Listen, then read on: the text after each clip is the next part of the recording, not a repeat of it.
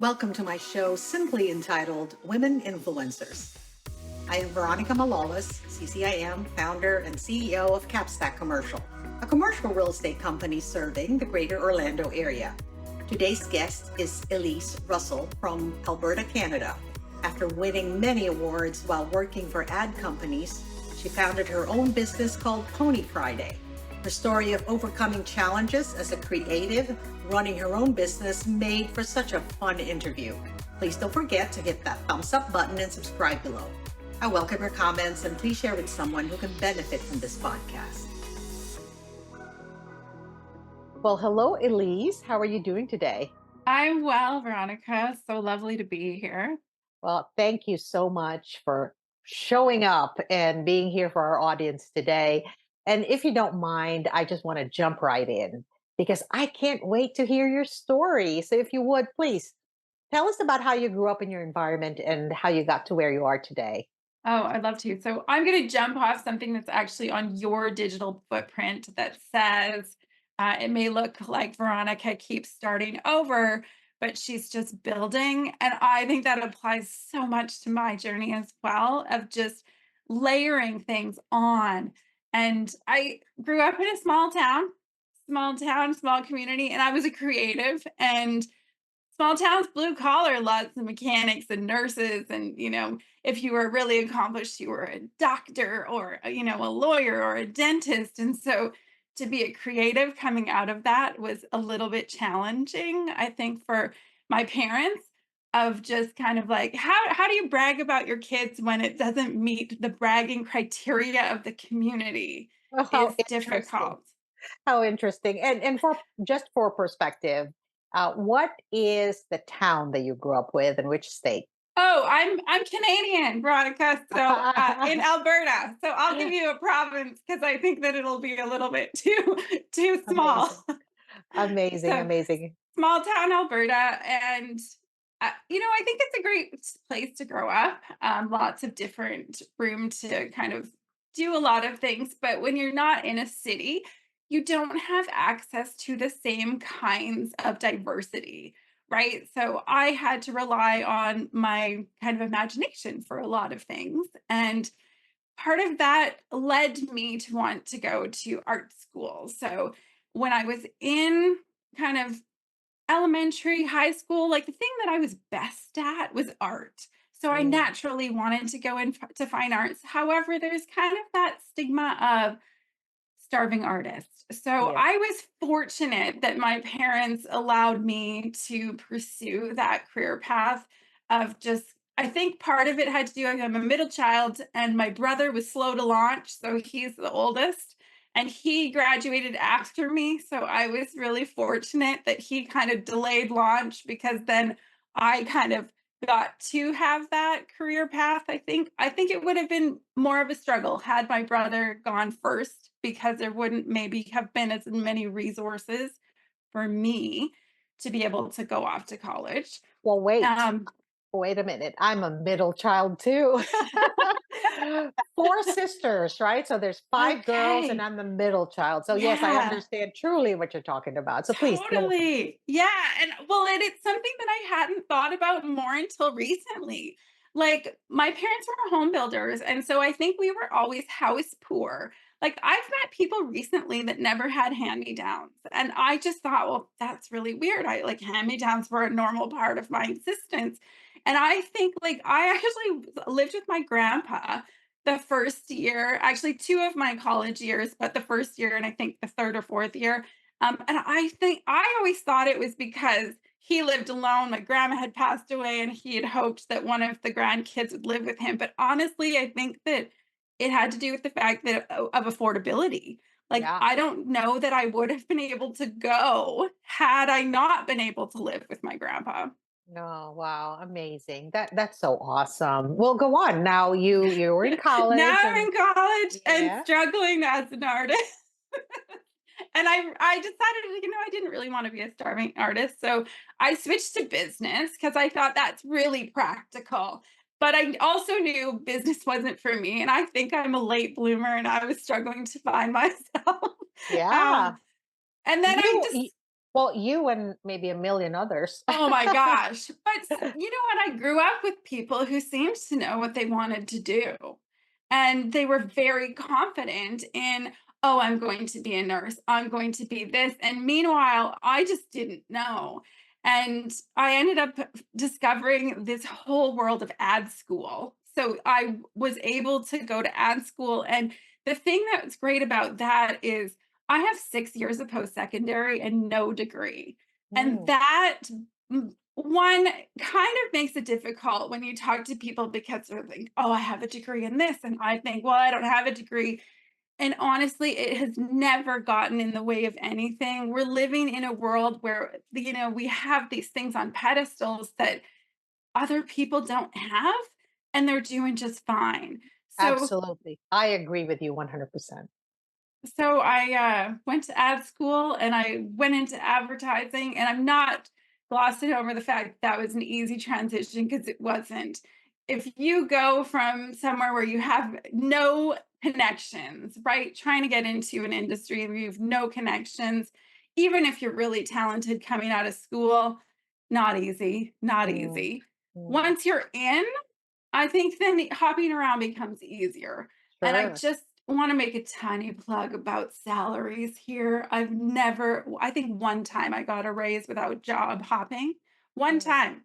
Otherwise, I had a job hop, and I think there just wasn't enough room in the agency growth structure of where I wanted to go, and I think that's why I just needed to go out on my own. So I was in the advertising system, in the creative department, having a lot of fun, winning a bunch of awards, and I just needed out. So sure. And is that what motivated you to start your own business? yes, I feel like so my parents were entrepreneurs. I mentioned they're home builders, and I was a little bit hesitant because I knew that it would be a different experience, a struggle to have your own business. So I think I was hesitant to have my own business, and it took me a lot longer to want to go on that path. But once I did it, you kind of become unemployable, so you end up being stuck in that path, and I think that's a good thing. If It is. that's your destiny, like I've been doing it for 12 years and I do feel like this is my path, and not that I haven't had moments of struggle where I've applied for jobs. That happens. It's normal. You go through existential crises, crises, or however you say that. Yeah, crisis. It's so cute. But tell me, I see the name Pony Friday right behind you. Is that the name of Mhm. the company? It is. So, Pony Friday is really about having the most fun possible. And unanimously, people love ponies and people love Fridays. So, the combo is supposed to remind me that this is designed to be the most fun I could possibly have at work. Oh, well, that's amazing because, a lot of people tend to be a little bit more serious about what they do. And not that you're not, you're a business owner, entrepreneur, and you're successful. Your company has been around 12 years, obviously, because of, sustainable success. But let's talk a little bit about struggles and challenges. So, if Mm. there was one challenge that comes to mind and how you overcame it, what would that be? That for well, like for many people, it's the pandemic. But different version. Like I feel like I had a different version of the pandemic than other people. I remember someone texting me and being really frustrated because they were trying to get work done with their kids running around. And I remember texting back that I'm so glad that you're gainfully employed through this. Mm, Like that's lost on a lot of people because a lot of us, me included, had work just mm, vanished before our eyes. And it was just almost like a horror show magic trick combo of you could have signed contracts and you had to let them go yeah. because your clients were having their own implosion of things and you didn't know how long it was going to last. I had a little team and I carried them a little bit too long, but the challenge for me is that I just had not encountered that scenario of holy, like everything has just been swept away. And I don't think I had the resolve and maturity to handle it. I started listening to a lot of audiobooks from Holocaust survivors and people who had been through really difficult things because I had to leverage resiliency from others that I hadn't cultivated in myself. Wow. So, That's really great self-awareness there. I think that that's so key. But tell us a little bit more about how you overcame that, aside from the audiobooks and all of yeah, that. so let's just put that in present tense. We are overcoming it. Yes. Um, I 5x, I probably 5x, 4x my debt at least. And I Mm. was already in a precarious position. And a lot of people I know were closing businesses closed. And you had to make a decision of whether or not you were going to stay on that path or whether you're going to get off. Right. And if you're going through the dip in the roller coaster, it feels awful. Mm. And I'm not off the roller coaster, and it's going to take a long time. Like, I've stabilized, I did sales training, I did all sorts of things to get skills that I didn't know that I was missing.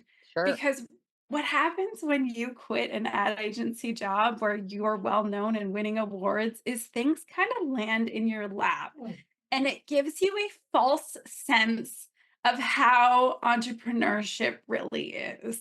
Sure. And what happens is, all of a sudden you find yourself being the one doing everything. You're the accountant, you're the bookkeeper, you're the Yeah. salesperson, you're the marketing person, you're the janitor, Oh my you're gosh. the cook. And then what I found is when I was smaller and was just me, I kept more of the money. And that's a Mm. problem in how I Mm. was scaling and saying, Mhm. okay, well, so you scaled and it looked kind of glossy from the outside, but you weren't keeping enough of that. Yeah, it's definitely a challenge. And so you overcame that how? So I am overcoming it. Yes, yes. I did 18 months of sales training with people who had been selling for like 18 years. And so I weaseled my way into the, like, I mean, if you're willing to pay for coaching to get DNA from other people who are doing it better than you, then you can learn to apply skills faster than learning them on your own. And I mean, I was a creative. I'm really good at creative stuff. So, like you were saying, if you have to do the finances and you have to do operations stuff, maybe you should get those people. Like, the nice thing about the pandemic is so many more people were willing to do gig work. So, a Yes. lot of part-time support available. So I now have somebody helping me with kind of like all of those soft skills of operations and keeping me on task. And I have had a bookkeeper for years, and a lot of that is just making sure that nothing gets left behind Right. so that there isn't a backlog. And so we know what the current state of finances are. And you know what the most the most valuable thing is budgeting effectively. So Right. I was never great at budgeting because I'd get windfalls. As an entrepreneur, you can have months where you make half a year's salary in a month or two. And the problem is your brain thinks, "Oh, well, maybe I'll make that next month and the next That's month right. and now I've leveled up." But reality means you need to stretch that and budget and use that money over 6 months. And Right. I failed at that part. Yes, they say make money and save it, right? Because Well, you just never know when the next paycheck comes. But not necessarily save it, but yeah, but understand that it needs to trickle. that's right. That's right. And you being able to go to the gigs, the how do you Mm, say them, gig players, allowed you yeah. to be the creative person that you are. So thank you for sharing that. That's really awesome. Let's talk about influence. And I wanted to ask you if there was one outcome that you're most proud of because you influenced it, what would that be? Well, I think I'm proud of that. I've been sticking with it. So Pony Friday is 12, and I'm really proud of sticking with it because I'm not a flash in the pan. But if we had a specific outcome years ago, first couple times I did a talk, spoke at Creative Mornings, and a couple of my friends were attending Creative Mornings, and I think they were a little bit choked that I actually approached them and said I'd like to talk, and did a talk at Creative Mornings because I asked. because I raised my hand and I said, this interests me. Does this interest you? Great. There's alignment. This is what I'm going to talk about. And two women that I know spoke after me, and I believe that it's because I raised my hand to speak that they gave themselves permission to reach for something that they didn't think was within Mm. their arm's reach, right? Because I Yes. did. That's amazing. And you know what? Sometimes we don't even really think about the way that we impact others, right? With what we do or what we say. And yet, when we see that kind of fruit bear, I think that, Hmm. you should be proud of that, because if not for you raising your hand, the other two might not have done the same. So that's a wonderful story. Thank you for sharing that. I wanted to ask you, if you had one piece of advice for our audience today, what would that be? Behave boldly. Be unapologetic for what you want. Be fearless or do it scared. There's nothing wrong with doing it scared. Oh yeah, that I totally agree. And when you say behave boldly, are you talking about taking risks? What exactly are you meaning to say? It really depends for everyone. Sometimes it's behave boldly in your home, like practice on something small. It might be, I don't want to do the dishes for the third night in a row. And you have to say to your partner, it's your night, and you're going to have to be ready for resistance. And a lot of times that's where we need to practice being bold, is in small ways, telling a friend who is, you know, taking you for granted that you don't want to be a convenience state anymore. I had to do that recently. And that friendship has gone. It's gone, but it's about boundaries and what you're willing to tolerate. Like what you're willing to tolerate persists, and it's really difficult to wrap our minds around that because we don't want to do the work because it's scary even in small ways. I love the fact that you made that so simple. You talked about the simplest of things and how you can behave boldly. So I want to thank you for that. I think that that's pretty amazing. I think that we've come to that part of the interview where I get to pass on the mic to you. So if Ooh. you want to ask me a question, now would be the time. I am excited to ask you this, Veronica, because I'm curious about this from every woman entrepreneur, somebody who's got a lot of influence and strength. What advice do you give yourself when you're struggling? Well, thank you so much for that question. I think that's a very thought provoking question, especially for me. And I'll tell you that just yesterday, I asked myself that very question. And I realized that the one thing that I do and that I've always done and that I keep reminding myself to do when I'm struggling is to pray.